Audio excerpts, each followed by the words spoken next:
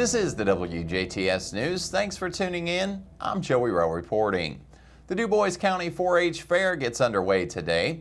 The Dubois County 4-H Fair will take place today through Sunday, July 24th. Today's schedule of events include the Swine Show at 6 p.m., Hunter Education Archery Range from 6 to 8, Junior and Senior English Horse Show at 6:30, Robotics Project Demonstration Night at 6:30, Los Caravalas, a Latino music act at 6:30 as well, and lastly, flat drag racing at 6:30 at the Grandstand Arena.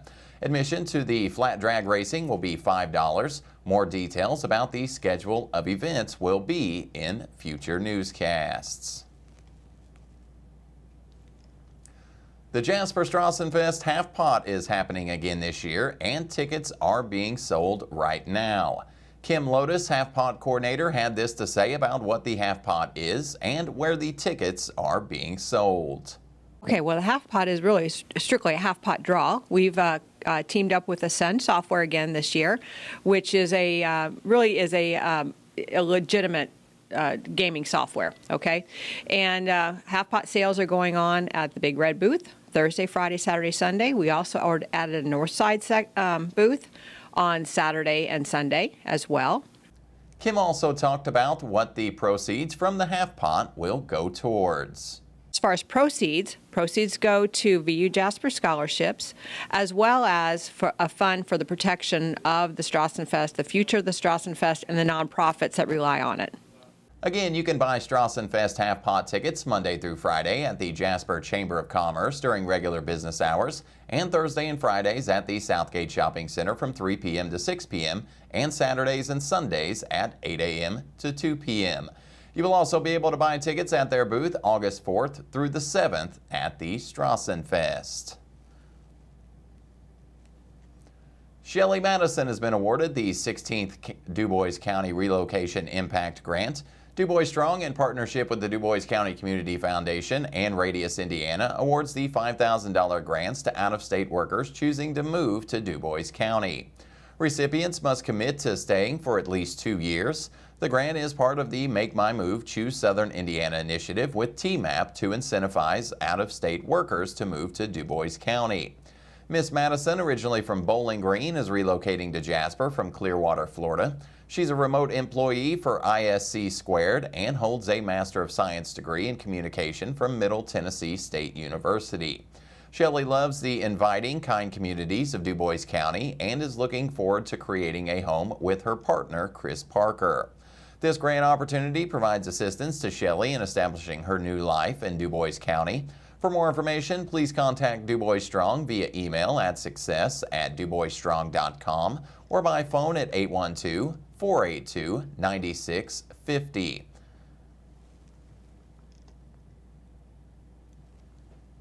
We are waiting for answers as to why. Police in Greenwood are not saying why a man walked into the Greenwood Park Mall yesterday afternoon and opened fire. The gunman killed 4 and injured 2 others. Police say a shopper who was carrying his own pistol shot and killed the gunman. That man, a 22-year-old, is now being called a Good Samaritan and is being praised by police, Greenwood's mayor, and most of Indiana's elected leaders. In this week's Messmer Report, State Senator Mark Messmer talks to us about the importance of protecting Hoosier children. Here's Senator Messmer with this week's Messmer Report. Hello, this is State Senator Mark Messmer with this week's Messmer Report. One of the most important roles of government is ensuring the safety of its citizens. This is particularly important when we are talking about the welfare of Hoosier children. In an ideal world, all children will be loved and cared for under the roof of their mother and father. Unfortunately, that is not always the case. Just last year, Judah Morgan, a 4-year-old in LaPorte County, passed away due to injuries inflicted upon him by his birth parents. This happened in part because Judah's prior caretaker could not be involved in the custody case. Judah was being cared for by a family member, or what is known as an unlicensed caregiver, before the Department of Child Services returned him to his birth parents. This caregiver was aware of the abuse that awaited him in his birth home, but had no legal standing to present the evidence to the court. In order to prevent such a devastating loss from happening again, I voted in favor of Senate Enrolled Act 410, also known as Judah's Law. With Senate Enrolled Act 410, a child's caregiver can play an active role in filing motions and providing information to the court, even if they are not a licensed foster parent. This will ensure a judge has all the relevant facts to make the decision they believe is the best for the child. Judah's Law will have a major effect on foster children throughout the state and could potentially save lives. This is an important step toward further protecting the young people in our state, and I look forward to seeing the positive effect it has going forward. If you suspect a child is a victim of abuse or neglect, contact the Indiana Child Abuse and Neglect Hotline at 800-800-5556. This has been State Senator Mark Messmer with this week's Messmer Report.